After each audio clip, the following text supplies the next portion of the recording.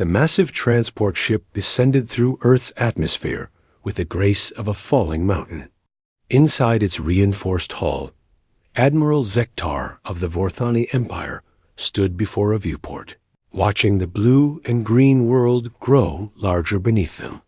His forearms crossed behind his back as his yellow eyes studied the planet that had somehow managed to defeat 3 separate invasion attempts in the past decade. "Admiral, we are receiving landing clearance from the human authorities," announced Lieutenant Commander Vexane from her station. Her purple skin rippled with the neural patterns that indicated deep concentration. "They are directing us to a facility called Peterson Space Force Base in a region they call Colorado." Zektar nodded. Slowly. The Galactic Educational Council had sent this mission after the shocking defeats humanity had inflicted upon some of the galaxy's most feared military forces.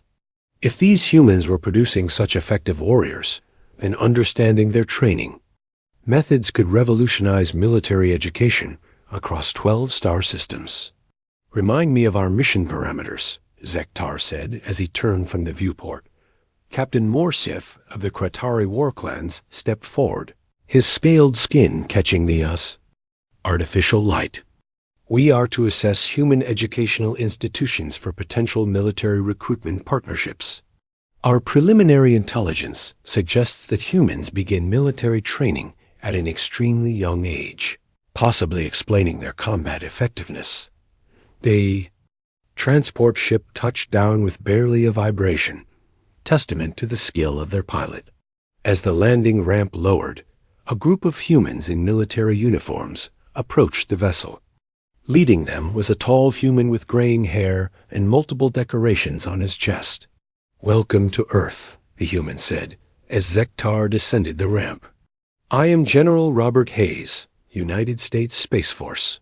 We understand you're here to study our educational systems." Zektar studied the human through his translator device. "Indeed, General Hayes. I am Admiral Zektar. We represent the Galactic Educational Council's Military Assessment Division. Your species has shown remarkable combat capabilities, and we seek to understand how you train your warriors." General Hayes looked slightly confused. "Well, Admiral, I'm not sure our schools are exactly what you'd call warrior training facilities. But you're welcome to observe. We've arranged for you to visit several institutions, starting with some of our elementary schools." "Elementary schools?" Captain Morseth interrupted. "Are these your primary military academies?" "Not exactly," General Hayes replied with a slight smile. "Elementary schools are where we educate our youngest children, typically ages 5 through 11. The alien delegation exchanged glances. Lieutenant Commander Vexani consulted her data. "Pad, our intelligence indicates that human children begin combat training at age 5. This aligns with your elementary school age range." General Hayes opened his mouth to respond, then seemed to think better of it. "Perhaps it would be easier if you simply observed our schools directly. I think there might be some misunderstanding about what we do there." The delegation was transported to their temporary headquarters at a nearby military facility. Vexani immediately began accessing human educational databases through their diplomatic information sharing agreement. What she found made her mandibles click with excitement. "Admiral, you need to see this," she called from her workstation. The other members of the delegation gathered around as she displayed her findings on the main screen. "I have accessed the Human Educational Database," Vexani explained. "Every single learning institution for young humans carries what they call a combat readiness rating. Look at these classifications." The screen showed a list of schools with various ratings. Lincoln Elementary School was marked as Class A Combat Ready. Roosevelt Elementary carried a Special Operations Certified designation. Even facilities labeled as kindergartens showed combat ratings ranging from Class C to Class A. "By the 7 moons," whispered Dr. Thalen, the delegation's educational specialist. His tentacles writhed with agitation. They are conducting military training on 5-year-old children. No wonder their adult warriors are so formidable. Captain Morseth studied the data with growing alarm. In Kotari culture, we do not begin warrior training until age 15. These humans are starting 3 times earlier than our most aggressive military societies. Notice the ratings themselves, Vexani continued, highlighting different entries. Some of these kindergarten facilities have higher combat ratings than our own military training academies. What kind of weapons training are they conducting on children barely old enough to walk properly? Admiral Zektar felt a chill run through his exoskeleton. His species had been studying military tactics for thousands of years, yet these humans appeared to be so far ahead that they were creating super soldiers from infants. We need to observe one of these facilities immediately, he decided. Which location has the highest combat rating? Vexani scrolled through the database. Lincoln Elementary School in a place called Denver, Colorado. It shows a Class A rating with additional certifications in crisis management and emergency response protocols. Crisis management, Dr. Thalen repeated grimly. They are training children to handle military crises. The delegation spent the evening reviewing what little intelligence they could gather about human elementary education. The more they learned, the more disturbed they became.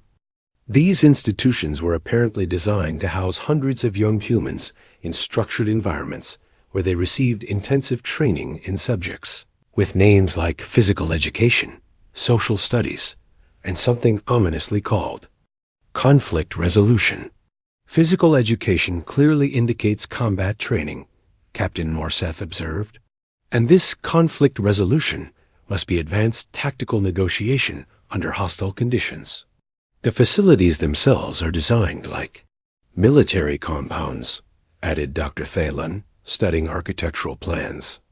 Large open areas for group training exercises, smaller rooms for specialized instruction, and extensive security protocols. Admiral Zektar reviewed reports of human military victories with new understanding.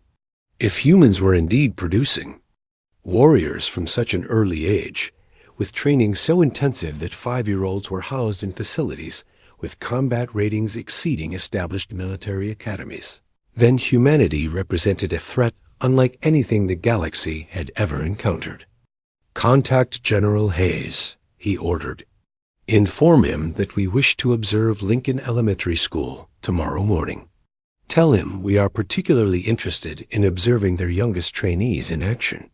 As his subordinates made the arrangements, Zektar stared out at the lights of the human city below.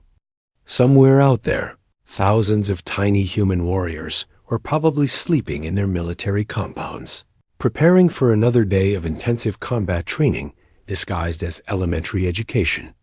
The galaxy had severely underestimated humanity, and tomorrow they would begin to understand exactly how deeply that miscalculation ran. The morning sun cast long shadows across the parking lot of Lincoln Elementary School as the alien delegation approached the building. Admiral Zektar had expected to see fortified walls and guard towers, but instead found a cheerful brick structure, surrounded by colorful playground equipment and flowering gardens. This camouflage is remarkably sophisticated, Captain Morseth observed, his scaled hands adjusting the recording equipments strapped to his chest. They have disguised their military academy to look like a completely innocent civilian facility. Lieutenant, Commander Vexani consulted her scanner readings. I am detecting multiple life forms inside, Admiral. Energy signatures indicate high levels of activity throughout the structure. A human female with brown hair and a warm smile approached their group from the main entrance. She wore simple clothes and carried what appeared to be a decorative cup, with steam rising from it. Good morning, the human said brightly. I'm Linda Martinez, the principal here at Lincoln Elementary. General Has told me you would be visiting today to observe our programs. I have to admit, I'm not entirely sure why military officials from other worlds would be interested in our kindergarten, but you're certainly welcome. Admiral Zektar studied this Linda Martinez carefully.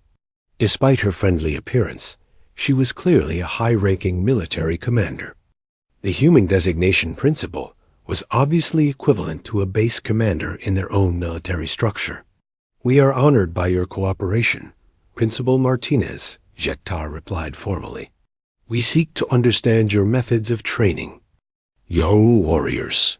Your facility carries a Class A combat rating, which is most impressive. Linda Martinez looked puzzled for a moment, then laughed. Combat rating? Oh, you must mean our safety certification. We're very proud of our emergency preparedness protocols. Please, come inside, and I'll show you around. As they entered the building, the aliens were immediately struck by the sounds echoing through the corridors. High-pitched voices called out, in what could only be battle cries, mixed with the thundering of small feet moving in coordinated formations. The training is already underway, Dr. Thylan whispered, his tentacles twitching with nervous energy. Listen to those tactical communications. Principal Martinez led them down a hallway lined with what appeared to be propaganda posters. Closer. Inspection revealed images of small humans engaged in various activities, accompanied by text like reading is fun and be kind to others. Psychological conditioning materials, Captain Morseth noted grimly. They are programming these young warriors from the moment they enter the facility. They stopped outside a door, marked Mrs. Johnson Kindergarten.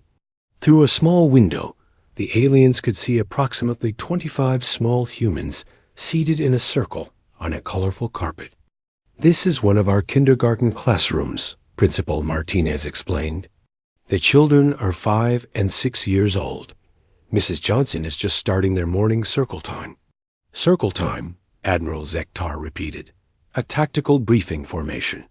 The aliens pressed closer to the window to observe the proceedings. The human labeled Mrs. Johnson, a woman with blonde hair and a gentle voice, sat cross-legged among the tiny warriors. Good morning, everyone, Mrs. Johnson said cheerfully. Who can tell me what day it is today? Several small hands shot into the air. The teacher pointed to a small male human with dark hair. It's Wednesday, Mrs. Johnson, the child announced with confidence. Excellent, Billy, Mrs. Johnson replied. Now, who remembers what we learned yesterday about sharing? Again, multiple. Hands rose.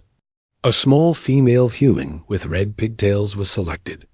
We learned that sharing makes everyone happy, and we should take turns. The girl said solemnly.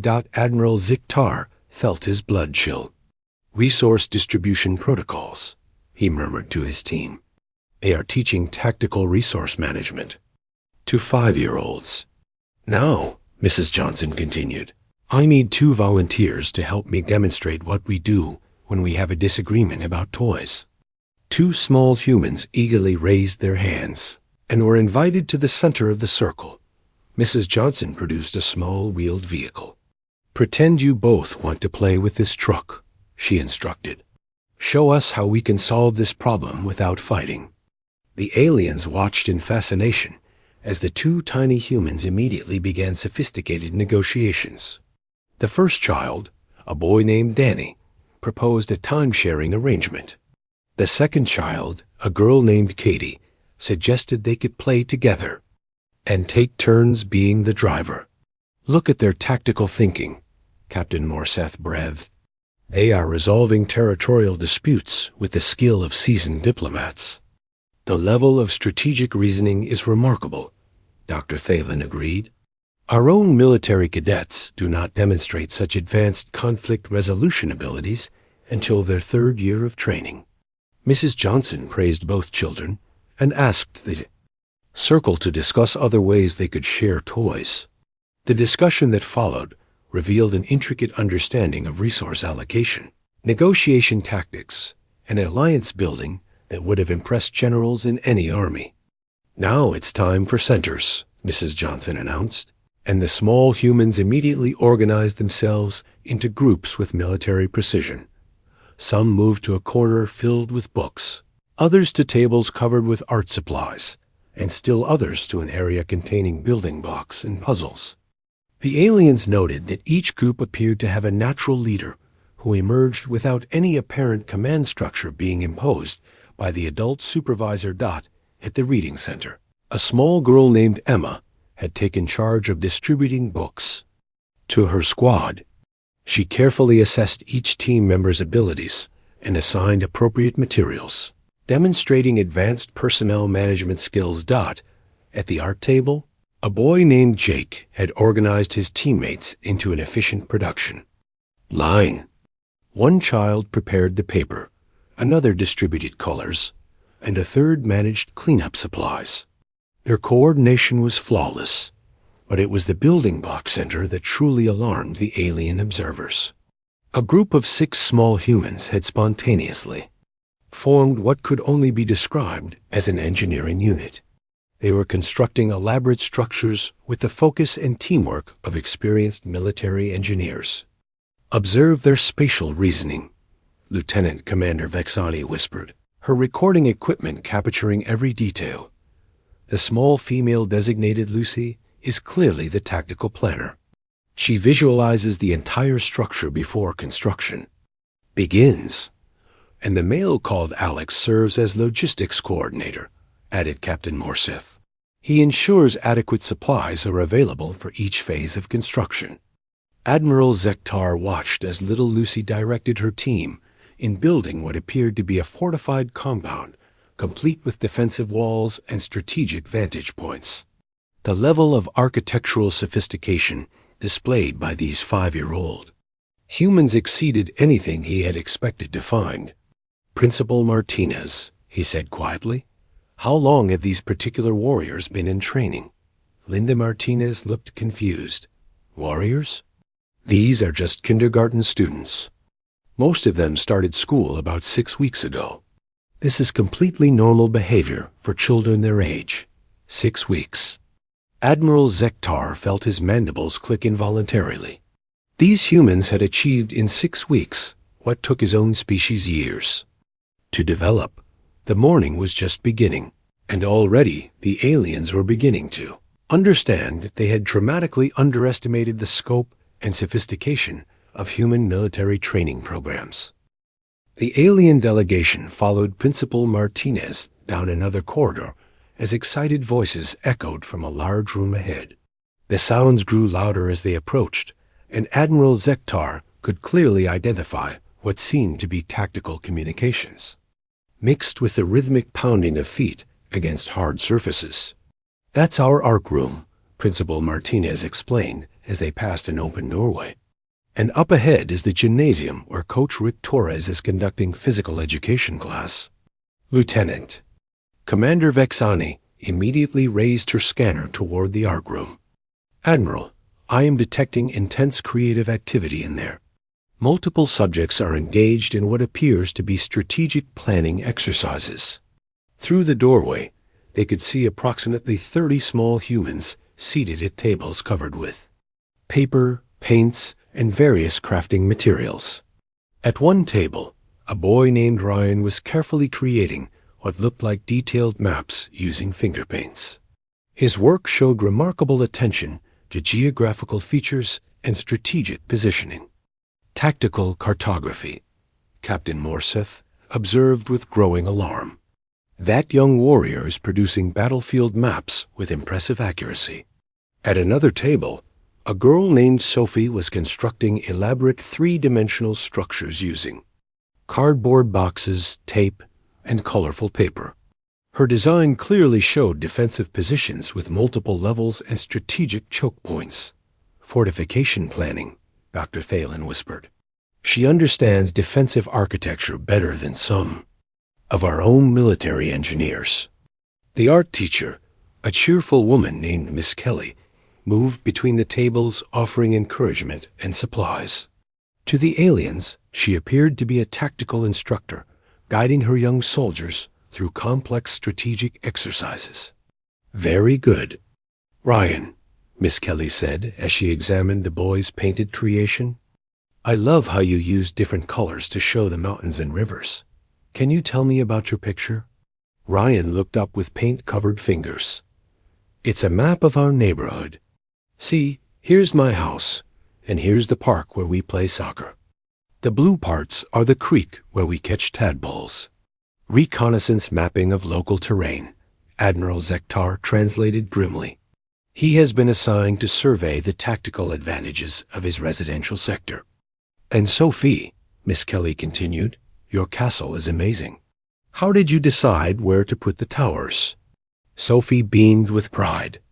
I put them on the corners so the princess can see all around and watch for dragons. The bridge goes up so bad. Guys can't get in. Advanced defensive positioning with clear lines of sight and retractable access points, Captain Morseth noted. This child understands siege warfare principles that would challenge veteran commanders. The delegation moved on toward the gymnasium, where the sounds of physical training had grown even more intense. Principal Martinez opened the double doors to reveal a large room filled with small humans engaged in what could only be described as combat exercises. Coach Torres, a muscular man with kind eyes, stood in the center of the room holding several rubber balls. Around him, two groups of tiny warriors faced each other across an invisible battle line. This is dodgeball, Principal Martinez explained casually. It's one of the children's favorite games. The aliens watched in horror as Coach Torres explained the rules to his young soldiers. Remember, if the ball touches you, you're out. But you can catch the ball to get one of your teammates back in the game. Everyone ready? Ready, Coach Torres, came the unified response from 24 small voices. Coach Torres threw the balls into the center of the room, and immediately the most sophisticated military exercise the aliens had ever witnessed began to unfold. Boy named Alex demonstrated reflexes that would shame elite pilots as he twisted through the air to avoid multiple projectiles while simultaneously coordinating his team's defensive positions. His spatial awareness was phenomenal, tracking the movement of 6 different balls while directing his teammates to optimal cover positions. A girl named Maya displayed stealth capabilities that left the alien observers speechless. She moved along the gymnasium walls like a shadow, using her smaller teammates as mobile cover while positioning herself for devastating counterattacks. By the 7 moons, Lieutenant Commander Vexani breathed. Their reaction times are incredible. Look how they process multiple incoming threats while maintaining team coordination. The tactical complexity of the exercise continued to unfold. When a boy named Tyler was eliminated, his teammates immediately adapted their formation to compensate for the lost position. A girl named Rachel took command of the left flank without any apparent orders, demonstrating natural leadership abilities. Under combat stress, observe their projectile accuracy, Dr. Thalen whispered, his tentacles writhing with amazement. That small female designated Emma just executed a precision strike while under heavy fire from 3 different angles. The most impressive moment came when little Jake caught a ball thrown directly at his head, displaying reflexes that defied belief. His teammates cheered as he pointed at the opposing team's strongest thrower, bringing back an eliminated ally who immediately repositioned for a flanking maneuver.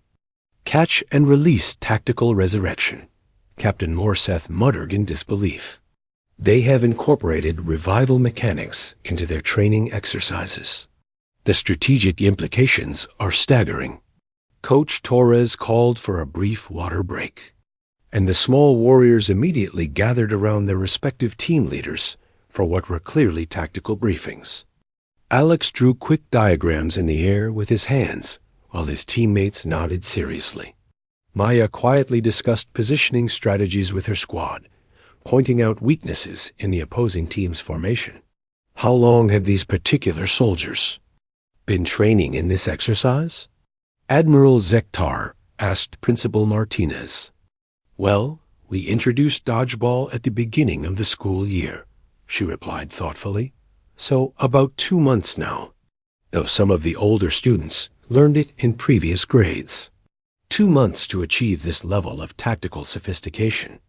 Admiral Zektar felt his exoskeleton trembling. His own elite guard required 2 years of intensive training to reach comparable levels of team coordination and battlefield awareness.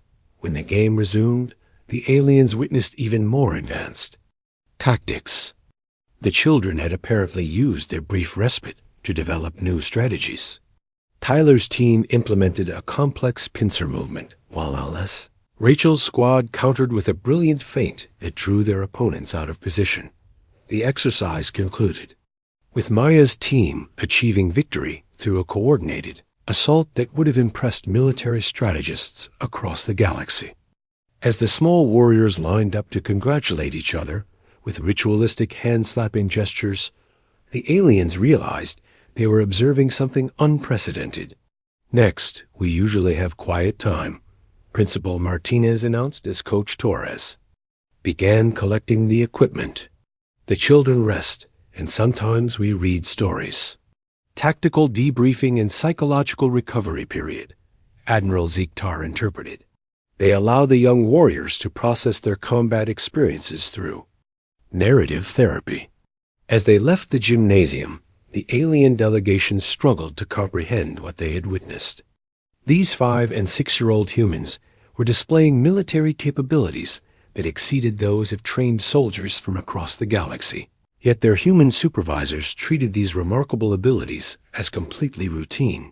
The investigation was revealing something far more disturbing than advanced military training programs. It was beginning to suggest that these extraordinary capabilities might be naturally occurring traits in human children. Admiral Zektar stood in the hallway outside Principal Martinez's office, his forearms crossed as he reviewed the disturbing footage his team had collected. The evidence was overwhelming and terrifying. These human children possessed military capabilities that defied every known theory of warrior development across the galaxy. "We must speak with your command staff immediately," he announced to Principal Martinez. "What we have observed today challenges everything we thought we knew about military training." Principal Martinez looked genuinely puzzled as she led them into her office. "I'm still not sure I understand your interest in our regular school activities, but I'm happy to answer any questions you might have." The office was decorated with colorful artwork that the aliens now recognized as tactical. Diagrams and strategic planning exercises created by the tiny human warriors. Motivational posters on the walls displayed propaganda messages like "Dream big, and you can do anything." Coach Rick Torres and Mrs. Amy Johnson joined them at Principal Martinez's request. The aliens studied these human military instructors carefully, noting their deceptively casual appearance and friendly demeanor. "Please, sit down," Principal Martinez offered, gesturing to chairs that had clearly been designed for much smaller occupants. The aliens attempted to arrange themselves as comfortably as possible while maintaining their dignity. Admiral Zektar activated his recording device and began the formal interview. "We represent the Galactic Educational Council's Military Assessment Division. We have been observing your Youth Warrior Development Program, and we are most impressed with its sophistication." Mrs. Johnson tilted her head with a confused smile. "Youth Warrior Program? I'm afraid I don't understand what you mean." Lieutenant Commander Vexani consulted her notes. "We have documented extensive evidence of advanced tactical training. The circular formation briefings, the resource distribution protocols, the projectile weapons exercises, and the stealth reconnaissance activities." "I'm sorry," Coach Torres interrupted with a slight laugh. "Are you talking about circle time, sharing toys, dodgeball, and hide and seek?" "Precisely," Captain Morsith replied gravely. "Your combat training programs are remarkably advanced. We particularly admire how you have disguised intensive military education as innocent childhood activities." The three humans exchanged glances that the aliens interpreted as confirmation of their suspicions. These educators were clearly operating under strict security protocols and could not openly discuss their classified training methods. Principal Martinez leaned forward with genuine concern. I think there might be a serious misunderstanding here. Our kindergarten program is designed to help children develop social skills, creativity, and basic academic knowledge. We're not training warriors or conducting any kind of military education. The evidence suggests otherwise, Dr. Thalen interjected, his tentacles writhing with excitement. We observed a male human designated Ryan creating detailed tactical maps using pigmented liquids. Another female designated Sophie constructed sophisticated defensive fortifications with remarkable architectural understanding. Ryan was painting a picture of his neighborhood, Mrs. Johnson explained patiently. And Sophie was making a castle out of cardboard boxes. These are normal creative activities for children their age. Admiral Ziktar felt his mandibles click with frustration. These humans were clearly bound by security oaths that prevented them from revealing the true nature of their programs. He decided to try a different approach. Your facility carries a Class A combat rating in official databases, he stated. Surely you cannot deny this classification. Principal Martinez looked thoughtful for a moment. Oh, you mean our safety certification? That's related to our emergency preparedness procedures, playground equipment standards, and crisis response protocols. It has nothing to do with military training. Crisis response protocols, Captain Morsith repeated ominously. Exactly the kind of training that produces such effective warriors. Coach Torres shook his head with growing bewilderment. The only crisis response we practice is fire drills and earthquake safety procedures. The children learn to line up quietly and exit the building in an orderly fashion. Evacuation maneuvers under simulated combat conditions, Lieutenant Commander. Vexani translated, most efficient. The conversation continued in this manner for nearly an hour, with the humans insisting that their activities were completely normal educational practices, while the aliens became increasingly convinced that they were witnessing the most sophisticated military deception in galactic history. Let me show you something, Mrs. Johnson said finally, pulling out a folder filled with papers covered in colorful scribbles and simple drawings. These are examples of typical kindergarten work. Here's a story that Billy wrote about his pet dog. Katie drew a picture of her family. Emma made a list of her favorite foods. The aliens examined the documents with growing alarm. The so-called story about a pet was clearly an intelligence report about a domesticated surveillance animal. The family portrait showed detailed reconnaissance information about residential security arrangements. The food list was obviously a resource inventory for extended operations. The level of operational security is remarkable, Admiral Ziktar admitted grudgingly. These young agents have been trained to disguise military intelligence as innocent childhood expressions. Principal Martinez rubbed her temples as if developing a headache. These aren't agents. They're 5-year-old children drawing pictures of things they love. This is completely normal behavior. Then explain the advanced tactical capabilities we observed during the projectile weapons exercise, Captain Morseth demanded. The human designated Alex displayed reflexes that would challenge our elite pilots. Alex is just naturally athletic, Coach Torres replied. Some kids are better at sports than others. Dodgeball helps them develop hand-eye coordination and teamwork skills. And the stealth capabilities demonstrated by the female designated. Maya? Maya is a quiet child who likes to observe before participating. That's a perfectly normal personality trait. Dr. Thalen leaned forward intently. What about the sophisticated resource management negotiations we witnessed during the sharing exercises? These children resolved territorial disputes with the skill of seasoned diplomats. Mrs. Johnson smiled warmly. We teach children to share and take turns because those are important social skills. Learning to cooperate and solve problems peacefully helps them get along with others. Admiral Ziktar realized that they were dealing with a level of operational security that exceeded anything in his experience. These human educators had been so thoroughly trained in their cover stories that they apparently believed them completely. "We request permission to file a formal report with the Galactic Educational Council," he announced. "Your methods represent a revolutionary approach to military education that could transform warfare across 12 star systems. I really wish you wouldn't do that," Principal Martinez said with obvious concern.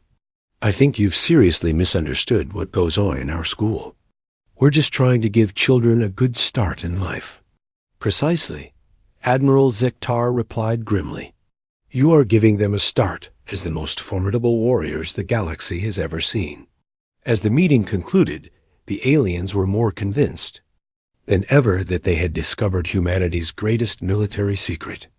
The fact that these educators maintained their cover stories so perfectly only confirmed the sophistication of the entire operation. The implications were staggering and would require immediate attention from the highest levels of galactic military command. The transport ship hummed quietly through space as Admiral Ziktar stood before the main communications array, preparing to deliver his report to the Galactic Educational Council. Behind him, his team worked frantically to organize the overwhelming evidence they had collected during their investigation of human military education programs. "Admiral, the Council is ready to receive your transmission," Lieutenant Commander Vexani announced from her station. A view screen flickered to life, revealing the assembled representatives of 12 different species, each one master of military education from their respective worlds. At the center sat Chancellor Mordock, whose ancient species had been perfecting warrior training for over 10,000 years. Admiral Ziktar, Chancellor Mordock, began with his characteristic deep voice. "Your preliminary reports have caused considerable concern among the council members. Please present your findings regarding human military education systems." "Admiral." Ziktar straightened his forearms and began. "Honored Council, what we have discovered on Earth challenges every assumption we have made about human military capabilities. These beings have created the most sophisticated warrior development program in known galactic history."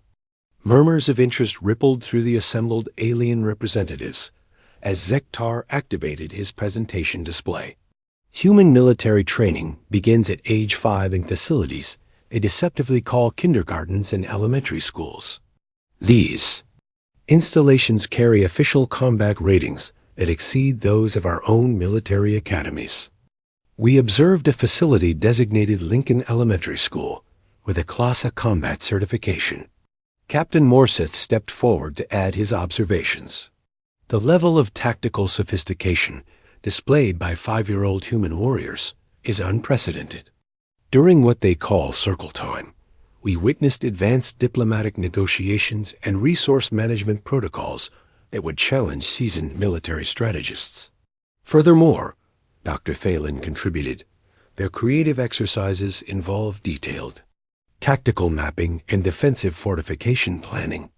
Young humans routinely produce intelligence reports, disguised as innocent artwork, and construct military installations using basic materials. The council members leaned forward with growing interest as Lieutenant Commander Vexani presented video footage of the dodgeball exercise. Observe the reflexes and tactical coordination displayed during this projectile weapons training, she explained as the recording showed little Alex twisting through the air while directing his teammates. These children demonstrate combat capabilities that exceed those of our elite forces. Chancellor Mordock's expression grew increasingly grave. Are you suggesting that humanity has weaponized childhood itself? That appears to be exactly what they have accomplished, Admiral Ziktar confirmed. What we initially interpreted as innocent play activities are actually sophisticated military training exercises. Their educators maintain perfect operational Security, by genuinely believing their cover stories about social development and creative expression. The implications began to sink in among the council members. Representative Vekalon of the warrior caste leaned forward urgently. If humans are producing warriors of this caliber from age 5, then their adult military forces must be incredibly formidable. This explains their recent military victories, added General Veximer of the Siege Masters. We have been trying to understand how such a young species could defeat armies with thousands of years of military tradition. Admiral Zektar nodded grimly. We believe we have identified the source of human military superiority. Their entire childhood experience functions as intensive combat preparation, disguised so effectively that even the instructors believe they are conducting normal education. But there is something even more disturbing, Captain Morseth interjected. These capabilities appear to develop naturally through activities humans consider routine play. We may not be dealing with a training program at all, but rather with an entire species that has evolved natural warrior instincts. The council fell silent as this revelation sank in. Chancellor Mordak was the first to speak. You are suggesting that humans do not require military training because they develop tactical thinking and combat skills through normal childhood development? Precisely, Dr. Thalen confirmed. Every playground serves as a training ground for strategic thinking. Every classroom teaches resource management and alliance building. Every childhood game develops skills that translate directly to military effectiveness. Representative Carthan of the Battle Priests raised a trembling appendage. If this is true, then we have completely misunderstood the nature of human military power. We have been trying to match their weapons and tactics when the real advantage lies in their fundamental cognitive development. Admiral Zektar activated another display showing footage of the hide-and-seek exercise they had observed. Watch this stealth training conducted by 6-year-old Maya. She demonstrates infiltration capabilities. That would shame our elite reconnaissance specialists, yet her human supervisors treat this as normal recreational activity. The child displays natural tactical awareness that our soldiers require years to develop, Lieutenant Commander Vexani added. She gathers intelligence on enemy positions while remaining completely undetected, then executes a perfect extraction using diversionary tactics. Chancellor Mordak studied the footage with growing amazement. How long did this human child train to achieve such capabilities? According to our investigation, she began attending the facility 6 weeks prior to our observation. Admiral Zektar replied. The council erupted in shocked discussions. 6 weeks to develop skills that took their own species years to master was beyond comprehension. There is more, Captain Morseth announced, calling for silence. We observed a male human designated Billy successfully negotiating a complex territorial dispute over a toy vehicle. His diplomatic skills under pressure exceeded those of our trained ambassadors. During construction exercises, a female called Sophie designed and built defensive fortifications with architectural sophistication that impressed our military engineers, Dr. Thalen added. And during physical training, a male named Jake caught a projectile thrown directly at his head while under fire from multiple angles, demonstrating reflexes that defied our understanding of possible reaction times. Lieutenant Commander Vexani concluded. Chancellor Mordak leaned back in his seat, clearly overwhelmed by the implications. What you are describing suggests that humans possess inherent military capabilities that emerge naturally during childhood development. This is not a training program, but rather an entire species of natural-born warriors. Our recommendation, Admiral Zektar announced formally, is that the Galactic Educational Council immediately begins studying human child-rearing practices. If we can understand how their developmental processes create such remarkable tactical intelligence, we might be able to adapt their methods for our own military education programs. However, He continued gravely. We must also recognize that humanity represents a level of military potential unlike anything we have encountered. Every human child is essentially a warrior in training, developing combat-relevant skills through activities they consider entertainment. Representative Vekalon spoke what they were all thinking. If human 5-year-olds display such capabilities, what must their adult military forces be capable of? The question hung in the air as the Council contemplated the true scope of human military power. They had been studying weapons and tactics when the real secret lay in something far more fundamental.